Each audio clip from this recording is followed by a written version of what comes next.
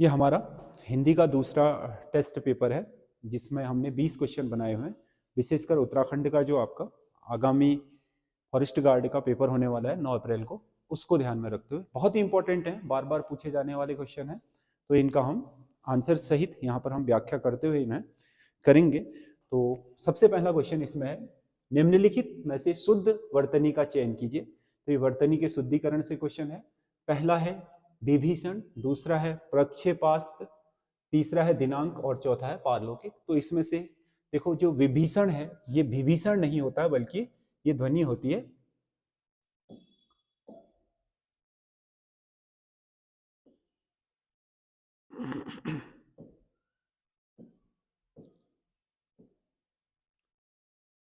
ये जो ध्वनि होती है ये विभीषण होती है, ब नहीं होता बल्कि भ होता है, इसलिए ये होगा नहीं। प्रक्षेपास्त्र, प्रक्षेपास्त्र ये होता है, तो ये भी आपका गलत उत्तर है। दिनांक, चंद्र बिंदु नहीं होता बल्कि अंक का होता है, तो ये भी आपका गलत है। पारलौकिक, लौकिक इसमें सही आंसर है, तो इसका डी आंसर होगा। अगला क्वेश्चन है, परोपकार शब्द में कौन सी संधि होगी? परोपकार, तो अगर हम परोपकार का संधि करें तो ये बनेगा, परोपकार की संधि करें तो ये बनेगा पर धन उपकार। पर धन उपकार से बना है, तो इसमें जो र है इसका अंत होगा, अगर इसका हम शब्द विस्तार करें, प धन अ धन र धन अ, ये होगा। क्योंकि हलंत नहीं लगा है तो इसका मतलब शब्द में अ है और ये उपकार है। कभी भी जो संधि होती है वो पहले प्रथम पद के अंतिम वर्ण और द्वितीय पद के प्रथम वर्ण में होती है। तो इसका अंतिम वर्ण अ है, इसका प्रथम वर्ण उ है, तो यहां पर अ और उ मिलकर के जो ध्वनि बनाएंगे वो बनेगी ओ ध्वनि। स्वर संधि में जब पहले पद का अंत अ या आ में हो और दूसरे पद का आरंभ किसी अन्य स्वर में हो तो वो ओ या ए बन जाता है। तो इसमें आपका जो संधि होगी वो होगी गुण संधि, इस शब्द में होगी गुण संधि, यानी कि इसका ऑप्शन बी सही है। औ धन उ बराबर ओ, तो ये आपका गुण संधि में बनता है। अगला क्वेश्चन है तीसरा, शाश्वत शब्द का विलोम होगा शाश्वत। शाश्वत का मतलब होता है जो निरंतर चलता रहे, जो कभी खत्म ना हो, चलते रहने वाला। तो अमर तो इसका पर्यायवाची है, अनस्वर भी जो नष्ट ना हो वो भी आपका इसका पर्यायवाची है, सदैव जो हमेशा चलता रहे ये भी इसका पर्यायवाची है। यहां हमसे पूछा है विलोम। विलोम का अर्थ है जो विपरीत अर्थ दे, अर्थात नश्वर। शाश्वत का मतलब खत्म, जो कभी खत्म ना हो, चलता रहे। नश्वर का मतलब जो खत्म हो जाता है, तो इसका आंसर नश्वर सही होगा। अगला क्वेश्चन है, किस शब्द में आ प्रत्यय नहीं है? आ प्रत्यय नहीं है, तो दिक्कत यह है प्रत्यय वाले क्वेश्चनों में छात्रों की, प्रत्यय में एक्सपेरिमेंट करने से पहले सबसे महत्वपूर्ण चीज ये जाननी जरूरी है कि प्रत्यय में या उपसर्ग में हमें करना क्या है। कभी भी आप मूल शब्द को पहचानने का प्रयास कीजिए। मूल शब्द को अगर आप पहचान गए तो उसके बाद आपके लिए उसमें से उपसर्ग हटाना और प्रत्यय हटाना बहुत ही आसान हो जाता है। मूल शब्द, जैसे आपने यहां पर ये लिखा है पढ़ता, तो धातु शब्द क्या होगा बताओ? पढ़, यही तो मूल है, इसी से तो बनेगा पढ़। जो भी आपका पढ़ो, पढ़ाई, पढ़ते। आप ये बताओ, ये जितने भी आपके शब्द बने हैं इनमें एक चीज आपको कॉमन मिलेगी, ये वाली, और बाकी सब क्या है इसमें जो भी अतिरिक्त लगा हुआ है इसका मतलब वो क्या है, इसमें प्रत्यय है। जैसे इसमें ओ प्रत्यय है, इसमें आई प्रत्यय है, इसमें ते प्रत्यय है। तो किसी भी शब्द में सबसे पहले हमें यह जानना जरूरी होता है कि उसका मूल शब्द क्या है। अब इसमें देख लो, घेरा, घेर, छाया, छाव या छाए, झूला, झूल, पढ़ता, पढ़, ये शब्द हैं। तो इसमें आ लगा है, इसमें आ लगा है, इसमें आ लगा है, इसमें ता लगा है। तो इसका मतलब पढ़ता शब्द में आ प्रत्यय नहीं है। आया जरूर है लेकिन पूरा ता है ना, तो के साथ आ है, तो धन आ, ये पूरा प्रत्यय है, न कि आ केवल। तो इसमें आ प्रत्यय नहीं है बल्कि ता के साथ लगा हुआ आ प्रत्यय है। तो प्रत्यय और उपसर्ग में मूल शब्द पहचानने की आप कोशिश करिए। ये थोड़ा प्रैक्टिस से होगा। अगर आप अभ्यास करेंगे प्रत्यय और उपसर्ग का तो इनमें आपका क्वेश्चन जो आंसर है वो सही आएगा। जो आप फंस रहे हैं वो इसी कारण फंस रहे हैं क्योंकि आप ऊपर से चीजों को देख रहे हैं। नीचे से देखिए, मूल से देखिए कि मूल क्या है। और हमेशा अगर आपको किसी शब्द का मूल या धातु पता होती है तो फिर आपके लिए उपसर्ग और प्रत्यय उसमें से हटाना बहुत आसान हो जाता है। तो अगला क्वेश्चन है हमारा, प्रतिकूल शब्द में कौन सा उपसर्ग होगा? प्रतिकूल। अब उपसर्ग है तो सीधी सी बात है पहले ही लगा होगा। कोई भी उपसर्ग शब्द के जो पहले लगे वो उपसर्ग। अब यहां पर जैसे इसने प्रतिकूल दिया हुआ है तो ये शब्द अपने आप में पूर्ण शब्द है। अब ये तो कोई हो शब्द ही नहीं होता ना, तिकूल कूल शब्द होता है। तो इसका मतलब इसके आगे प्रति लगा हुआ है। तो मूल शब्द ये है, मूल ये शब्द है, इसमें उपसर्ग। जो आगे लगेगा वो उपसर्ग होगा, जो पीछे लगेगा वो प्रत्यय होगा। तो इसमें प्रति लगा हुआ है। अगर हम इसमें से प्र करें तो तिकुल कोई शब्द ही नहीं होता, परा करें तो परा तो कहीं है ही नहीं, दिख ही नहीं रहा है, और परी करें तो परी कहीं दिख ही नहीं रहा है इस शब्द में। तो प्रति शब्द ही क्या है, अपने आप में एक उपसर्ग शब्द है। तो मैंने आपको बोला कि ये आपका अभ्यास से बहुत आसानी से आपके किए जा सकते हैं उपसर्ग, और क्योंकि मूल शब्द पहचानना जब आपको आ गया तो उसके बाद फिर आपके साथ समस्या नहीं होगी। मूल शब्द पहचानना बहुत जरूरी है। देवासुर शब्द में कौन सा समास होगा? देवासुर। अगर हम देवासुर शब्द को तोड़ें, देवासुर ये शब्द बना है देव धन असुर से। अगर हम इसे तोड़ेंगे तो आएगा क्या बताओ? देव और असुर। तो समास में आपने पढ़ा है कि जब किसी समास को तोड़ने पर उसके बीच में और, अथवा, या, एवं ऐसे शब्द निकल करके आते हैं, ये निकल करके आते हैं, तो उसमें द्वंद्व समास होता है। तो इसका आंसर द्वंद्व समास सही होगा, क्योंकि कर्मधारय का मतलब होता है पहला शब्द दूसरे शब्द के विशेषता बता रहा हो, यानी कि दूसरा विशेष्य हो, पहला विशेषता हो। बहुव्रीहि का मतलब देवासुर। अब देवासुर किसी का उपनाम तो है नहीं जो बहुत फेमस हो। अव्ययी भाव का मतलब होता है पहला अव्यय होना चाहिए। अब यहाँ तो दोनों ही पद बराबर है ना। द्वंद्व कब होता है? दो लोगों के जब बीच लड़ाई के लिए द्वंद्व, द्वंद्व का मतलब क्या होता है? आमने सामने की लड़ाई। तो द्वंद्व कब होगा? जब पहला पद भी समान हो, पहला पद और दूसरा पद बराबर हो, तभी तो क्या बनेगा?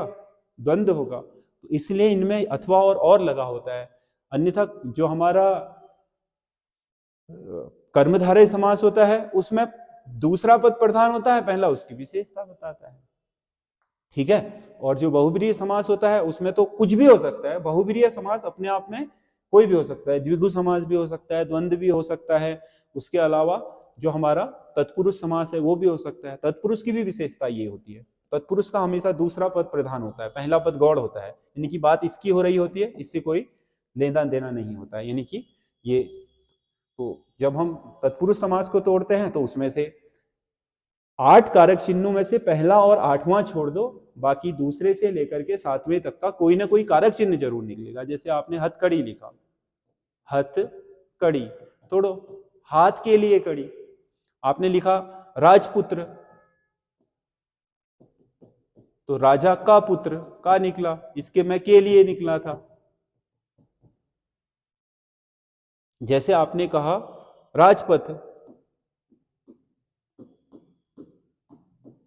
यानी कि राजा का पथ, यानी कि का निकल गया उसके बीच से। यानी कि आपका जो कारक चिन्ह होते हैं, पहले कर्ता कारक को छोड़ दो और अंतिम संबोधन कारक को छोड़ दो, बीच के जो 6 कारक चिन्ह होते हैं वो आपका कोई ना कोई कारक चिन्ह जरूर निकल के आएगा, तभी वो आपका तत्पुरुष समास होता है। और तत्पुरुष समास इसीलिए 6 प्रकार के होते हैं क्योंकि वो 6 आपके जो कारक होते हैं उनका प्रतिनिधित्व करता है, इस वजह से। बाकी जो आपके समास है उसमें एक द्विगु समास है। द्विगु समास में हमेशा पहला पद क्या होता है? संख्यावाचक होता है, तो उसमें तो कोई डाउट ही नहीं है। अगला क्वेश्चन है, निम्नलिखित में से तद्भव शब्द कौन सा होगा? तद्भव यानी कि संस्कृत से आया तो है लेकिन कुछ बहुत परिवर्तन करके आया है। जैसे अर्पण है, अर्पण शब्द तत्सम शब्द है, देखने से ही पता चल रहा है।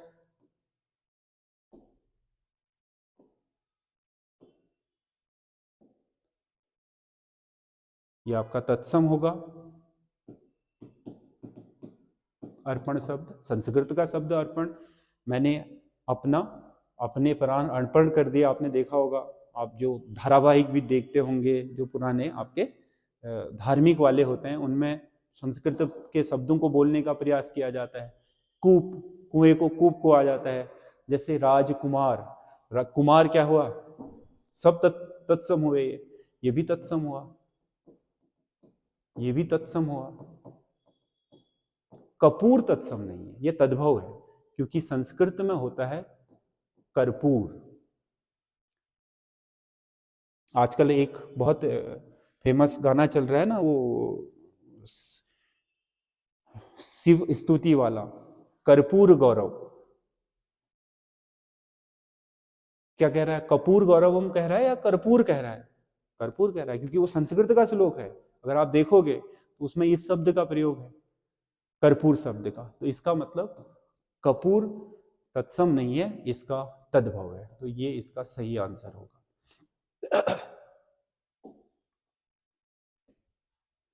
अगला क्वेश्चन है, कौन सी भाववाचक संज्ञा सर्वनाम से बनी हुई है? कौन सी भाववाचक संज्ञा सर्वनाम से निर्मित है? इनमें से कौन सी ऐसी संज्ञा शब्द है जो भाववाचक संज्ञा है, जो भाववाचक संज्ञा है जो सर्वनाम से निर्मित है? वीरता, वीर, वीर क्या होता है? गुण। तो इसका मतलब ये बना है विशेषण से, वीर किसी की गुण को बताता है। निकट, निकट ये आपका ये खुद ही भाववाचक संज्ञा है। निकट या दूर क्या है? भाव है। घबराहट,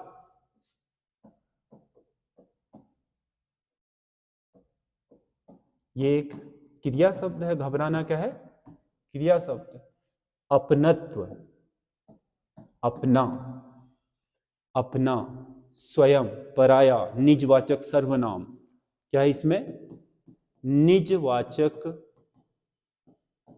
सर्वनाम। उसने क्वेश्चन क्या कहा है? कौन सी भाववाचक संज्ञा, ये सभी भाववाचक संज्ञा बन गई है, कौन सी भाववाचक संज्ञा सर्वनाम से बनी है?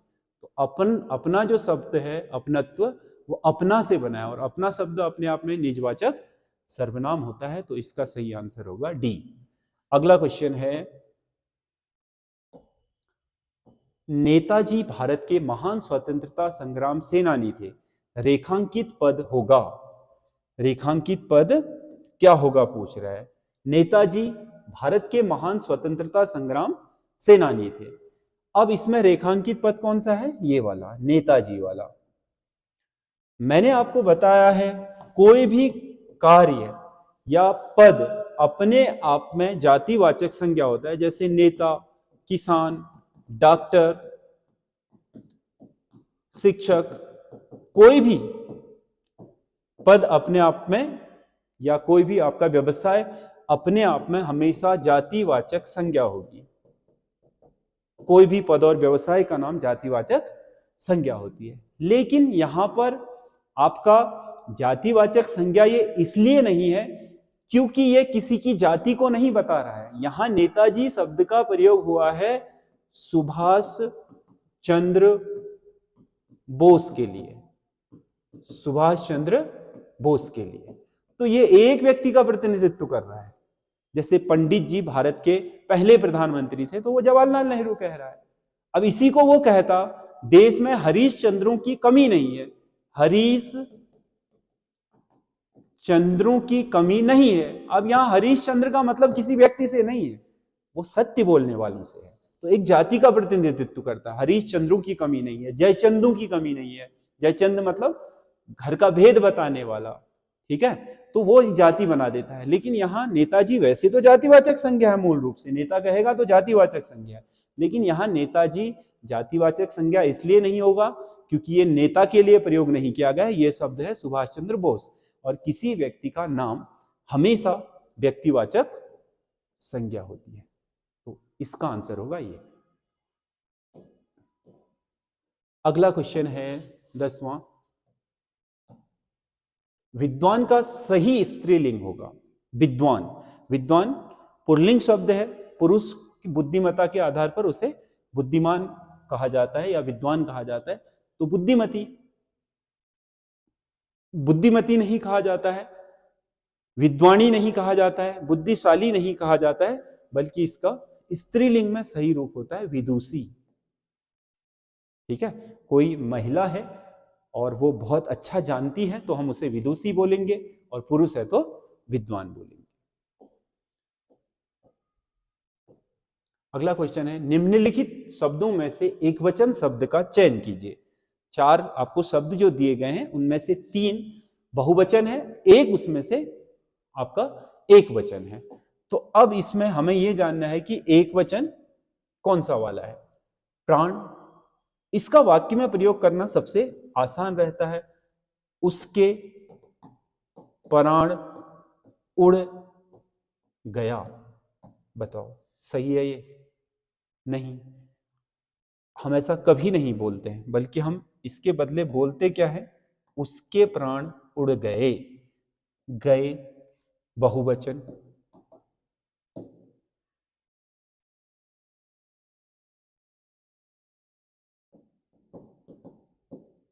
उसके होश उड़ गए, ये भी बहुवचन। जब आप बोलते हो ना कि उसे देखते ही मेरा होश उड़ गया, तो ये तो गलत बोल रहे हैं आप। आपको बोलना क्या चाहिए था, उसको देखते ही मेरे होश उड़ गए। तो ये सही शब्द है व्याकरण की दृष्टि से, तो ये भी बहुवचन होगा। हस्ताक्षर, मेरे पत्र पर आपके हस्ताक्षर नहीं हुए। नहीं हुआ, हुआ कहते तो एक वचन होता, हुए कहा तो बहुवचन, हुए कहा तो बहुवचन। इसका मतलब हस्ताक्षर एक जगह पर हो 10 जगह पर हो, वो अपने आप में क्या होता है, हमेशा यह शब्द, ये 3 के 3 शब्द वैसे आपके हमेशा बहुवचन होते हैं, नित्य बहुवचन बोलते हैं जिनको। बाकी पुलिस, आप वाक्य में प्रयोग कर लो, पुलिस आ गए, पुलिस आ गई। अब बताओ कौन सा वाला वाक्य सही है, ये वाला या ये वाला? पुलिस आ गए तो हम कहते ही नहीं है, क्या बोलते हैं, पुलिस आ गई। तो इसका मतलब ये गलत है, ये क्या है, सही है। ये क्या बता रहा था, आ गए बहुवचन, ये क्या बता रहा है, आ गई एक वचन। वाक्य में प्रयोग करना सबसे बेहतर रहता है एक वचन बहुवचन के लिए, और आपके जो स्त्रीलिंग और पुल्लिंग है उसके लिए। तो इसका सही आंसर होगा पुलिस। पुलिस शब्द में एक वचन शब्द। अगला क्वेश्चन है निम्नलिखित में से उत्साह का विशेषण रूप होगा।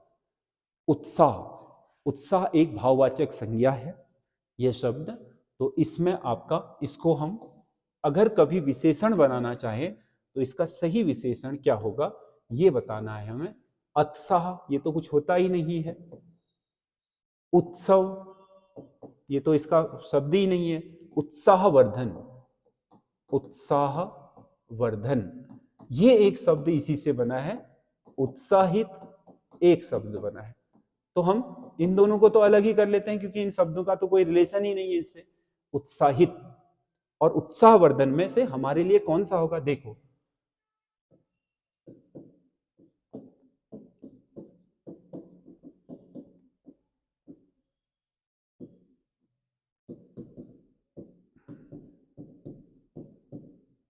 उत्साहवर्धन किया, उत्साहवर्धन क्रिया बन गया, ये कोई चीज हो रही है, उत्साह हो रहा है, इसीलिए ये तो आपका होगा नहीं विशेषण।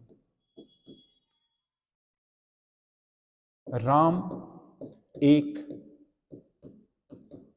उत्साहित, या राम एक उत्साहित व्यक्ति है। राम कौन है, संज्ञा, या व्यक्ति कौन है, संज्ञा। यहां क्या बता रहा है ये, इसका विशेषता, क्या बता रहा है, विशेषता। उत्साहित क्या बता रहा है, उस व्यक्ति की विशेषता। जो शब्द संज्ञा की विशेषता बताए वो क्या होता है, विशेषण। तो इसका मतलब ये सही है, उत्साहित शब्द सही आंसर है इसका।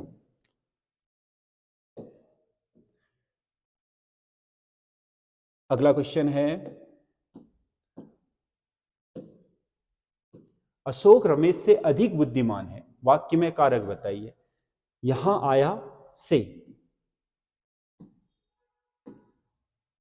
यहां आया से शब्द, से के दो अर्थ होते हैं, एक तो द्वारा यानी कि माध्यम के लिए, और एक से होता है अलग होने के लिए, अलग। लेकिन आपको हमेशा यह ध्यान रखना चाहिए कि जो अपादान का से होता है वो अलग होने के लिए ही नहीं है।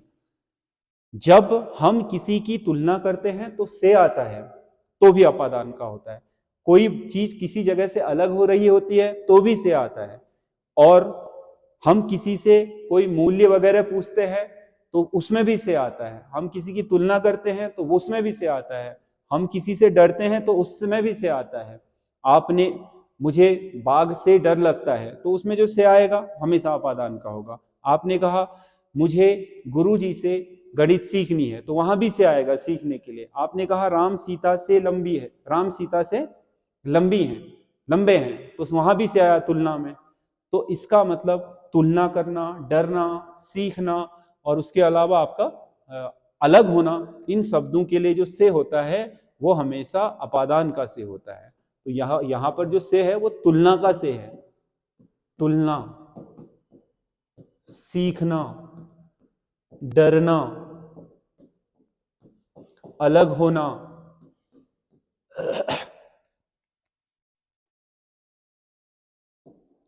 ये शब्दों के लिए जो से आता है वो अपादान का होता है। बाकी करण का से तो माध्यम के लिए होता है।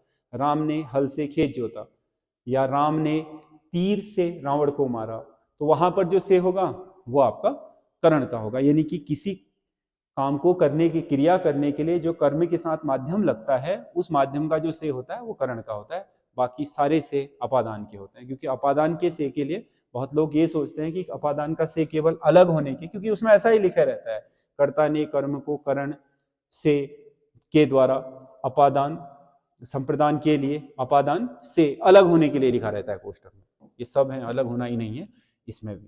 तो अपादान इसका सही आंसर होगा। अगला क्वेश्चन है, निम्नलिखित में से कौन सा एक वर का अर्थ है। वर, ये आपके अनेकार्थी शब्द है। वर, वर का मतलब वरदान तो होता ही है कि उसे वह वर प्राप्त था। आप बोलते हो उसे वर, यह वर प्राप्त था। पति को भी उसे सुयोग्य वर मिल गया। श्रेष्ठ, श्रेष्ठ को भी हम वर बोलते हैं। जैसे हमने कहा कि क्या उसे, जैसे कोई भी चीज श्रेष्ठ होती है, विद्वान होता है या अपनी श्रेष्ठता को प्रदर्शित करता है, तो हम बोलते हैं कि क्या उसे वर है या श्रेष्ठ है वो व्यक्ति। और सुवर्ण का अर्थ वर नहीं होता है। तो इसका आंसर डी होगा। अगला क्वेश्चन है,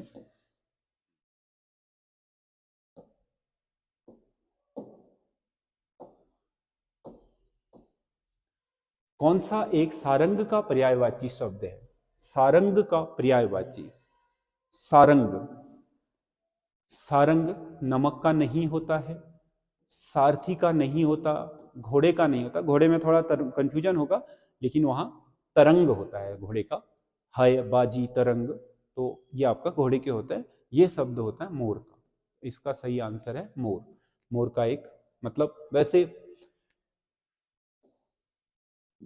अन्य पक्षियों का भी कहीं कहीं पर सारंग मिलता है, लेकिन पर्टिकुलर ये मोर का ही सही आंसर है। अगला क्वेश्चन है, पूरब और उत्तर के बीच की दिशा के लिए कौन सा शब्द प्रयोग किया जाता है?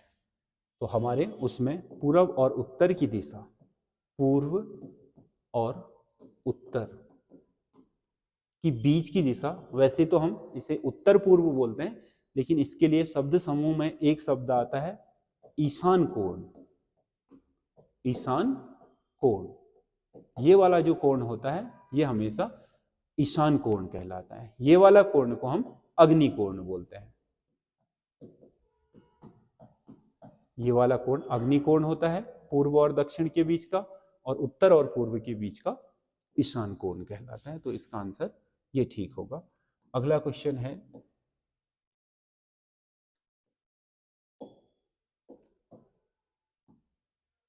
गुलर का फूल होना मुहावरे का अर्थ। गुलर का फूल एक ऐसा फूल होता है जो कभी कभार ही दिखाई देता है, मतलब संयोग से ही दिखाई देता है, बहुत ज्यादा अन्य वृक्षों के फूल की तरह दिखता नहीं है। तो गुलर के फूल होने का मतलब है कभी कभी दिखाई देना। इसका ए सही आंसर होगा, ये वाला कभी कभी दिखाई देना। अगला क्वेश्चन है, निम्नलिखित में से कौन सी एक अघोष ध्वनि है? अघोष, अघोष ध्वनि जो हमारे क्या उच्चारण के आधार पर जिन ध्वनियों में हमारे स्वरतंत्र में वाइब्रेशन होता है और नहीं होता है, तो उसमें जो पहली दो ध्वनियां होती हैं, जो हमारे वर्णमाला में स्पर्शी व्यंजन है, स्पर्शी व्यंजनों में हमारे जो आपके 5 वर्ग होते हैं, क वर्ग, च वर्ग, ट वर्ग, त वर्ग और प वर्ग, इसके 5 क, ख, ग, घ और छ, ज, छ, च, छ, ज, झ, य, ट, ठ,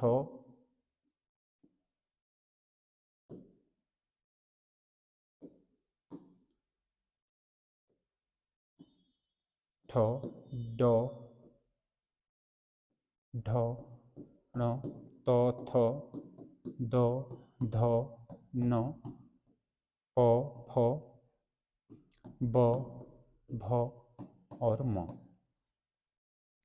क, ख कहने में हमारे स्वर तंत्र में वाइब्रेशन नहीं होता, यानी कि वहां पर कंपन नहीं होता है। इनको बोलने में कंपन होगा। ग, घ, गो, ज, झ, यो, ड, ढ, ण, द, ध, न, ब, भ, म, जबकि इन पहले वालों को बोलने में नहीं होता है। तो इसी आधार पर हमने विभाजन करा हुआ है। तो पहले पांचों वर्गों के पहले जो 2 वर्ण होते हैं, पहले 2 वर्ण ये होते हैं आपके क्या, अघोष, और अंतिम 3 वर्ण होते हैं सघोष।